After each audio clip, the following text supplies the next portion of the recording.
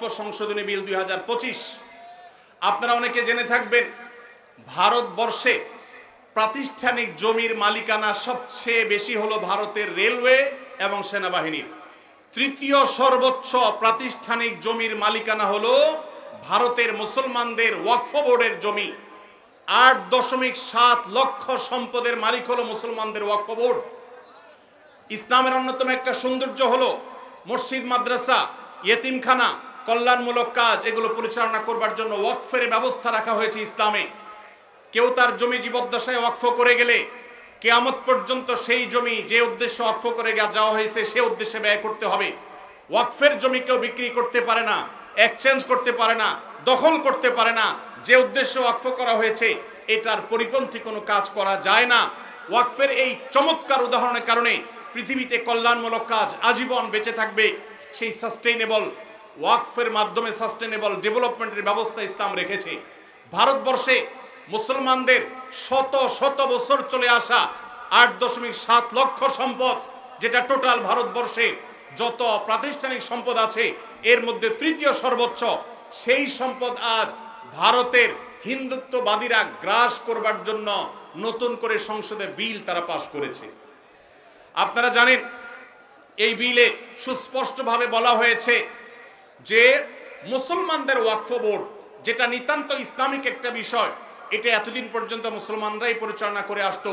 এখন রাজ্য এবং কেন্দ্রীয় ওয়াকফ বোর্ডে দুজন অন্য ধর্মাবলম্বী অমুসলমান হিন্দু তাদেরকে বাধ্যতামূলকভাবে ওয়াকফ বোর্ডে অন্তর্ভুক্ত করার জন্য আইন করা হয়েছে। তার মানে মুসলমানদের মসজিদ পরিচালনার জন্য মুসলমানদেরকে ঢুকাইতে হবে কমিটিতে। এরকম ন্যাক্কারজনক, এরকম জঘন্য বিল আজকে তারা লোকসভায় পাশ করেছে। আমরা বাংলাদেশের এই প্রান্ত থেকে এই জঘন্য মুসলমানদের স্বাধীনতা হরণকারী, মুসলমানদের অধিকার খর্বকারী এই কালো আইন যেটা হতে যাচ্ছে সেটার বিরুদ্ধে আমরা তীব্র নিন্দা এবং প্রতিবাদ জানাচ্ছি। ভাইরা আমার, আমাদের দেশে পান থেকে চুন খসলেই যারা সংখ্যালঘু অধিকার বলে চিৎকার চেঁচামেচি করে আর নিন্দা জ্ঞাপন করে, তারা যুগ যুগ ধরে যে মুসলমান নিধন করে আসছে, সেখানে সামান্য একটু গোশত পাওয়া যাওয়ার কাল্পনিক অভিযোগের ভিত্তিতে দিন দুপুরে মানুষকে পিটিয়ে মেরে ফেলা হয়।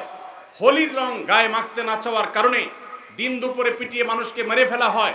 তাদের উৎসবের নাম দিয়ে মুসলমানদের মসজিদগুলোকে ভাঙা হয় বুলডোজার দিয়ে। যেখানে 1000 বছরের পুরাতন বাবরি মসজিদ ভেঙে সেখানে রাম মন্দির নির্মাণ করা হয়। ওয়াকফ বোর্ডের উপরে কর্তৃত্ব প্রতিষ্ঠা করার মাধ্যমে মুসলমানদের লক্ষ লক্ষ সম্পদ, এটাকে হিন্দুরা তাদের মতো করে মসজিদ মাদ্রাসাগুলোতে আরো বহু রাম মন্দির প্রতিষ্ঠা করার আইনি ভিত্তি তারা তৈরি করেছে। এই কালো আইন, এই বিলের বিরুদ্ধে আমরা তীব্র প্রতিবাদ এবং নিন্দা জ্ঞাপন করছি। আমাদের দায়িত্ব হবে প্রত্যেকটা মানুষ ভারতবর্ষের মুসলমানদের বিরুদ্ধে এই ঐতিহাসিক জঘন্য যে পদক্ষেপ ভারত সরকার নিতে যাচ্ছে এর বিরুদ্ধে প্রত্যেককে যার যার জায়গা থেকে প্রতিবাদ জানাতে হবে। ওয়াকফ সম্পদ এটা মুসলমানদের অধিকারের ব্যাপার, সামাজিক এবং ধর্মীয় অধিকারের ব্যাপার।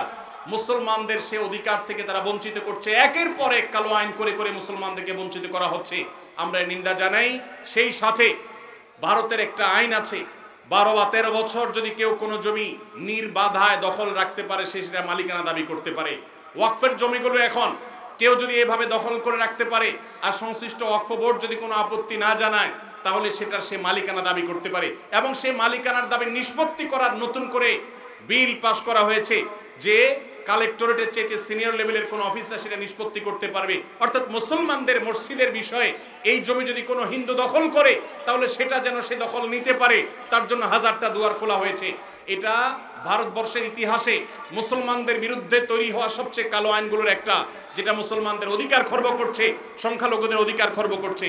আমরা এর তীব্র নিন্দা জানাচ্ছি। আল্লাহ রাব্বুল আলামিন ভারতবর্ষের মুসলমানদের অধিকার যেন তারা ফিরে পায় সেই তৌফিক আল্লাহ তাদের সবাইকে দান করবেন। আমিন।